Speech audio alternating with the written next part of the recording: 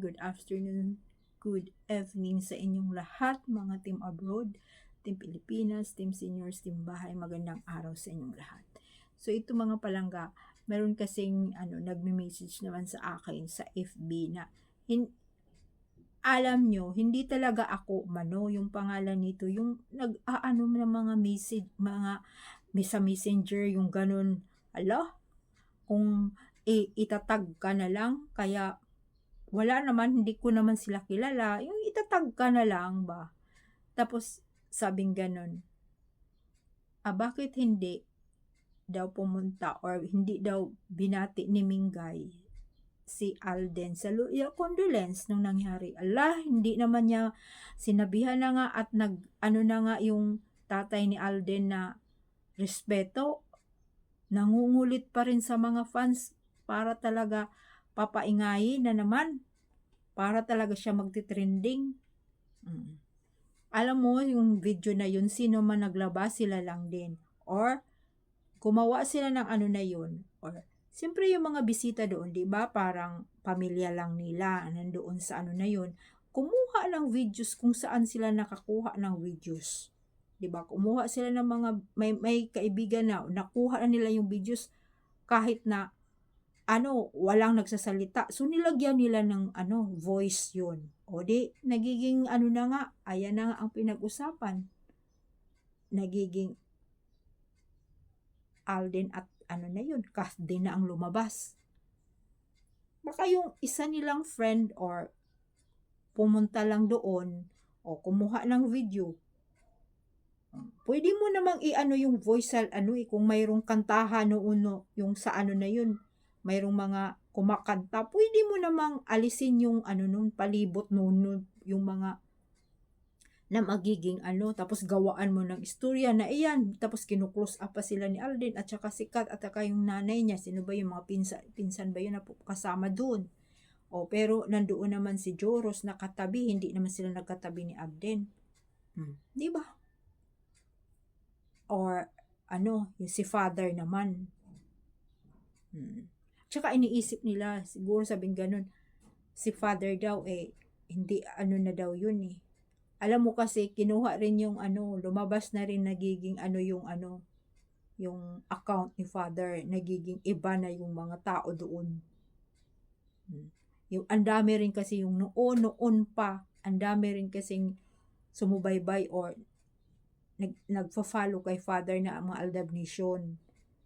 Nung nangyari na ang ganun, isinali na doon kahit na yung mga pictures doon ni nagtataka rin naman ako kasi naka-follow din ako noon sa kanya. Uy, iba na. Si Kung na at saka si Main ang nakalagay doon. Di ba? So, alam na natin, i-close yun sila. Yung TVJ na yan. Tingnan mo kung may mga dyan, misa. Ayan si Father, talaga ang kanilang iniimbita. Close talaga nila yan. Parang taga-payo na yan sa kanila. Nagtaka rin naman ako, bakit hindi, nag-post na may nag-post na doon. Hay nako. Kasi yung noon talaga, ang ganda ng mga post noon. Iwan ko ngayon, hindi na rin ako nakabisita sa account ni Father. Kasi, ina-unfollow ko na siya. Simula noong nangyari noon, di ba? Nung nangyari nung bulagaan, tapos talagang lumabas na kesyo ganon, puro fake. Nasali na yung account ni Father. Gagawin talaga nila yan, tapos sasabihin ng mga tao, pari siya. Sumasali siya sa ganyan. Hindi nga natin alam, hindi naman lahat perfecto. Di po ba? Hindi, kahit anong-ano ka, malapit ka pa sa Panginoon, hindi lahat perfecto. Ewan ko kung anong mga pinag-usapan nila at nangyari nga yung na yun, yung account ni Father. Sino man ang doon, mga karamihan doon nagpa-follow, mga Aldab Nation. Kaya kahit ako, nagtataka din ako. Nangyari na nga yung account na yun na iba na nga yung mga tao doon. Andoon pa yung, maalaala nyo, yung kakatuwa na nakaputi din si Kong, tapos ganun, pareho sila. Ganun nga rin yung picture Alden, mayroong ganun na pareho sila ni pinalitan. Ay nako, talaga grabe kung maisip mo nangyari at ginawa nila nun talaga dahil lang yun sa mga fans. So, yan na nga mga palangga. Bakit daw, balikan natin, alam nyo, hindi na kailangan din yun. Kasi off kami nagkakasama at alam naman ng mga staff dyan sa Itbulaga na kung mangyari, anuhin nila, condolence nila. Pero yun na nga, inano na nga, na respeto. So, hindi na nila yun. Para sa akin lang yun na, hindi na nila binati yun si Alde na condolence. Diba, mga palangga? Kaya, ayan. So, ito naman, nangyari na naman, mayroon na namang nilabas din sila na parang sinundo daw video na naman, sinundo daw si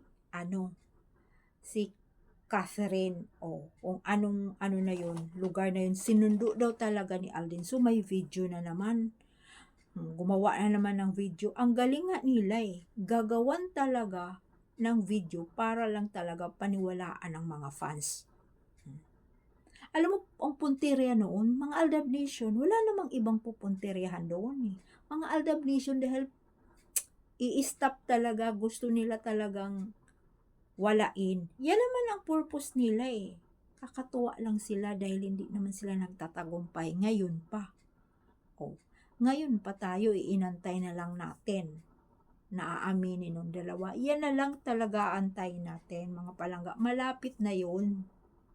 Darating ang panahon, aamin din. Ang laki na ng panganay, di ba? Elementary na. Kaya tayo talaga, talaga tayo. Tayo mga palangga, yung nandito pa, thank you so much mga palangga, lalong-lalo yung mga mga team seniors, ang dami sa ating nanonood. Thank you so much. Hindi po kayo madam humihiwalay, nanatili pa rin kayong Aldab Nation, pinaglaban nyo pa rin na sila. Sila naman talaga at alam naman natin simulat sa pool. Diba? Yun na nga sinasabi. Hindi pa nga nila oras na kasi yun na nga naman ang sinabi ni Alden na ikikip talaga niya ang love life. At saka yun na nga, posible ganun na edad, ilan na bang taon? 32? Na 8 years na, posibleng mayroong 8 years na sa ganyang kagwapuhan. Kasi nga, mayroon na siya. Hindi na kailangan pang maghahanap. Di ba? Hindi na kinakailangan na maghanap pa. Kasi nga, mayroon na siyang asawa. Hindi naman yun magsusuot ng wedding band. Di ba? Hindi magsusuot si Alden ng wedding band. Tsaka si Maine, pareho sila kung wala silang asawa. Bakit pareho sila ng ring? Yung wedding band na yan ay pang-asawa lang. Para lang din yung wedding ring. Yes! Yan talaga ang paghawakan natin yun. Di ba mga palangga? Kaya thank you so much sa inyong lahat mga palangga. Magko-comments lang kayo, fight lang tayo hanggang dulo. Bakit natin sila iiwanan? Thank you so much. Bye.